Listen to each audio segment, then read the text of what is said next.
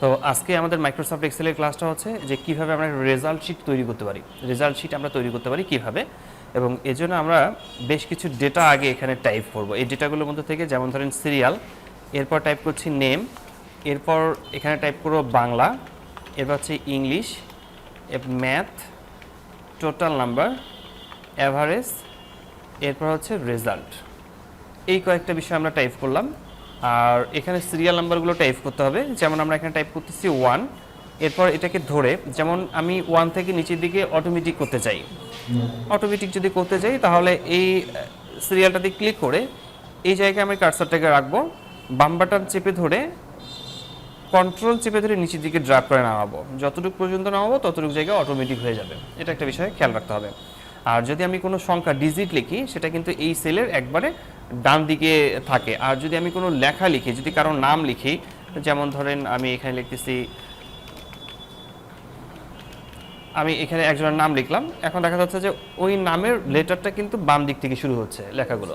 তো আমরা এখানে সবার নামগুলো লিখব এবং বাংলা, ইংলিশ, অঙ্ক থেকে কত নাম্বার পেলো সেটা আমরা এখানে টাইপ করব। তো আমি এখানে টাইপ করার জন্য আমি এখানে একটা ফর্মুলা প্রয়োগ করতেছি, সেটার নাম হচ্ছে রেঞ্জ বিটুইন 1,99 পর্যন্ত দিই, ব্র্যাকেট ক্লোজ করে এন্টার চাপ দিই। এখানে 4 আসছে, কন্ট্রোল আর কন্ট্রোল ডি প্রেস করি, সবগুলোতে কপি হয়ে যাবে। এভাবে আমি নাম্বারগুলোকে অটোমেটিক করে নিচ্ছি। আমি যদি লিখতাম তাহলে অনেক বেশি সময় লাগতো আমার এখানে।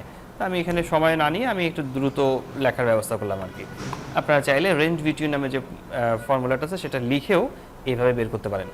এই লেখাটা সবগুলোকে সিলেক্ট করে কপি করে নেব, পেস্টের এখানে ক্লিক করে পেস্ট ভ্যালুস লেখাতে ক্লিক করব। তাহলে এখানে আর কোনো চেঞ্জ আসবে না। আমরা যদি অন্য কোনো কোথাও লেখালেখি করি তাহলে এগুলো চেঞ্জ আসবে না। তো আজকের এখানে শর্তটা হচ্ছে এরকম যে আমাদের রেজাল্ট শিট বের করতে হবে।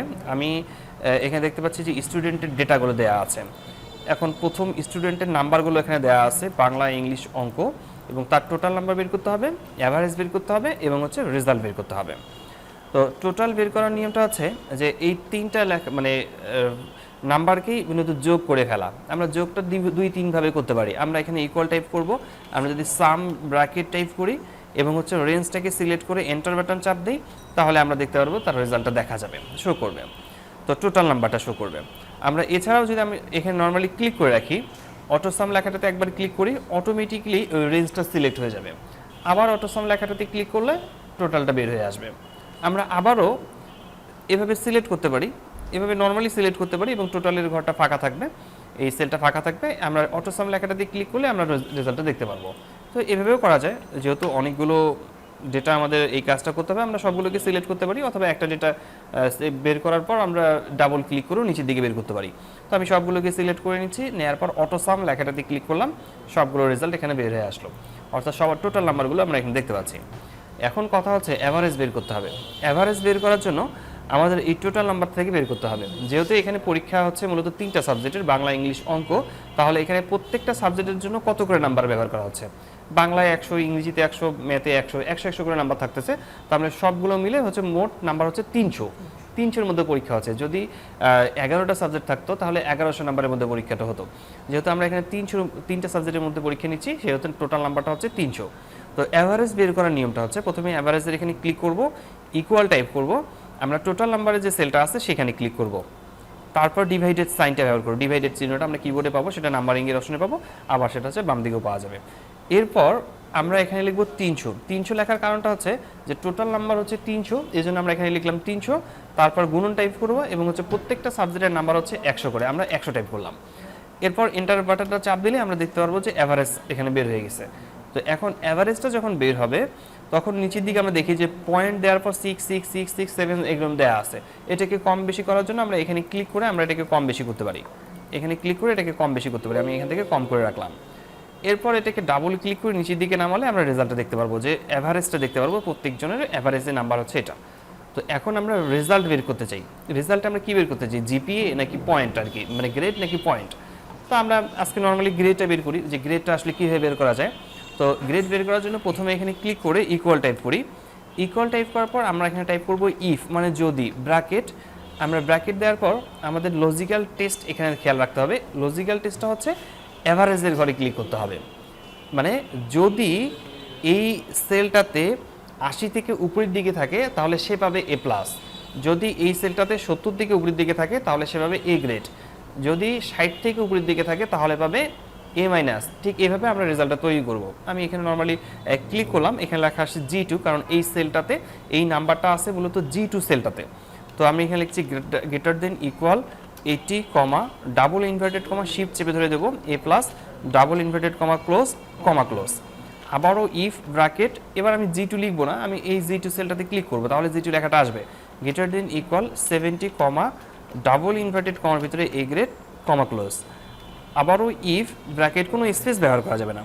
আবারও আমি এই সেলটাতে ক্লিক করছি, ক্লিক করার পর গ্রেটার দেন ইকুয়াল, এবার লিখতেছি 60 কমা ডাবল ইনভার্টেড কমার ভিতরে A minus double inverted comma close.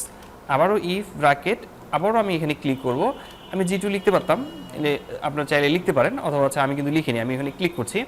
এরপর লিখব 50 কমা ডাবল ইনভার্টেড কমার ভিতরে বি গ্রেড কমা ক্লোজ।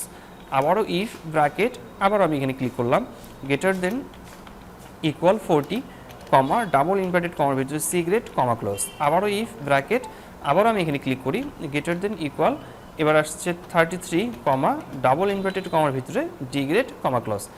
এরপরে যদি কেউ মানে 33-এর নিচের দিকে পায়, 32 পায়, অথবা 33-এর নিচের দিকে থাকে, তাহলে তার গ্রেডটা হবে ফেল। আমরা এখানে ফেল কথাটা লিখতে পারি, অথবা আমরা এখানে এফ গ্রেডও লিখতে পারি। তো আমরা ফেল অথবা এফ গ্রেডটা ব্র্যাকেটের ডাবল ইনভার্টেড কমার ভিতরে রাখবো, এবং আমাদেরকে প্রথম ব্র্যাকেট কতগুলো ব্যবহার করছি সেটা গুণে দেখতে হবে। 1 2 3 4 5 6টা, এবং শেষের দিকে আমরা 6টা ব্র্যাকেট ক্লোজ করবো, কোনো স্পেস কোনো কমা টমা দেবো না। শেষের দিকে আমরা 1 2 3 4 5 6টা ব্র্যাকেট দিয়ে দিলাম। এন্টার কিতে প্রেস করলে আমরা রেজাল্টটা দেখতে পারবো যে এই প্রথম জনের রেজাল্টটা হচ্ছে এ মাইনাস।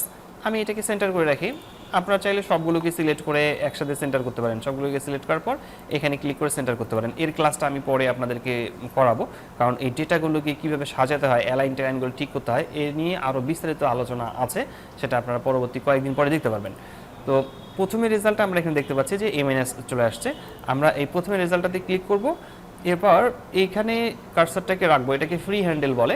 আমরা যদি এখানে কার্সারটা রাখি তাহলে এখানে প্লাস সাইনটা ছোট হয়ে আসবে। এখন যদি আমি এখানে ডাবল ক্লিক করি তাহলে এন্টার যে সেলগুলো আছে, নিচে যে সেলগুলো আছে, সবগুলো সেলগুলোতে অটোমেটিকলি রেজাল্টগুলো বের হয়ে যাবে।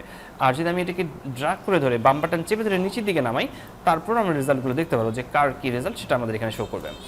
তো এটা ছিল মূলত বাংলা ইংলিশ অঙ্ক সাবজেক্ট মিলে কীভাবে রেজাল্ট বের করা যায় তার একটা নিয়ম। তো এটা আপনারা একটু প্র্যাকটিস করে নেন, দেখেন পারবেন করতে ইনশাল্লাহ।